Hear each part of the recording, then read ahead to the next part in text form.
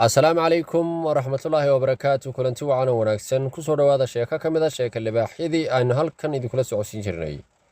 شيكادنا وحويان قصص وكر الأحمر تي اللي بحيان صوماليا اللي حسين صور شيكنا قرية صور عفنية صوماليا وحصو كر الأحمري شيكوين آدو حيس بدن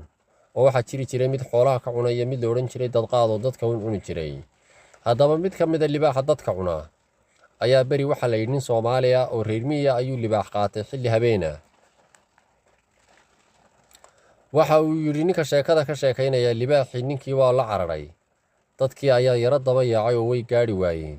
wayna iskaga hadheen libaaxii badana libaaxu waxa uu leeyahay meelo bara oo aanba hooy u ah oo la yimaado waxa uu soo qaata aanba uu la soo cararo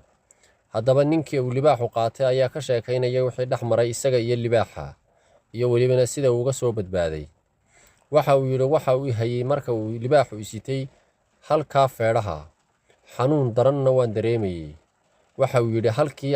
halkii hoyga u ahayd ayuu ila yimid oo meeshu waa goob noocee ah waa goob wada lafadad ah iyo kuwa xoolahaba waa goob madax dad iyo lafadad iyo maryad jeexjeexan oo dad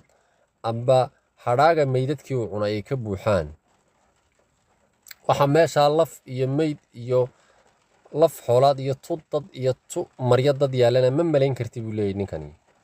imika waxa uu isku diyaarinayaa buu leeyahay inuu cuno oo qurub kala tuuro haddaba libaaxu waa xoodaama jecel yahay waxaan bilaabay markuu sidaa ay dhigay dhulka ayuu dhigtay buu yiri meeshii ugu cuni lahaa inaan taataabto jirkiisa xagga hoose isaguna wuxuu macaansaday taataabashadeedii in badan ayuu dul taagnaa buu yiri markuu igu soo foorarsadaba waxaan ku bilaabaa in aan xoodaamiyo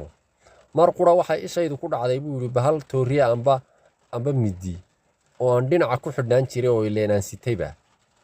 waxa uu yiri mar qura ayaan arkay inaan sito toorideedii dhumucda yarayd waxaan go'aansaday inaan bahalka iska dhiciyo waxa uu yiri waxaan bilaabay inaan gacanna ku xoodaamiyo gacanna aan ku soo saaro midida si aanu i dareemin waxaan xoodaamiyaba mar qura ayaan tooridii fak ka soo siiyay buu yiri halka caloosha ayaan ka qabtay waanan ku wareejiyay markuu boodayna calooshiisii oo maqiiqan ayaa igu dul dhacday buu yiri wuu soo jeedsan kari waayo oo dhulka ayuu ku dhacay agtayda ayuu ku baktiyay bahalkii libaaxa ee intee laga buu yiri ee ilaa maanta ay soo sitay ilaa xalay soo sitay masaafo dheerna ila soo cararay anna waxaan isku dayay inaan meesha ka luudo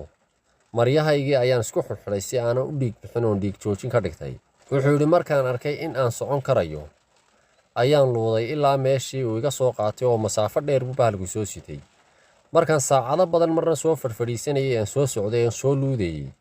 anigoo istiilaya oo isla meeshan yaanu libaax kale ka helin inkastoo naftaba aan ka quustay oo noloshaydu aynan iska aan marka horeba u libaaxistay aan marna sananayo aan marna soo kacaya ileen nin dhaawaca ayaan hay ayaa waxay helay buu yiri oo iga hor yimid rag fara badan oo meydkayga raadinaya oo aan marnaba filay inay igu helaan amba aan rajaynayn inay igu helaan nolol alla dila ayaa dhintay way i qaadeen way u qaadan waayeen buu waa inay soo qaadeen dhaawacaygii halkii ayay iga soo qaadeen oo iska kaysoo nasnasiinayeen kolba nin loo dhiibay ayuu ilaahay ka soo badbaadiyay buu yiri anigoo libaaxina kaga takhalusay oo ku dilay xeradiisii iyo halkuu ila tagay anigiina aan noolahay sheekadu inta ay ku eg tahay ku soo biira channelka oo subscribe saara waad salaamantiin waxaan ahay Khadar Yuusuf Omar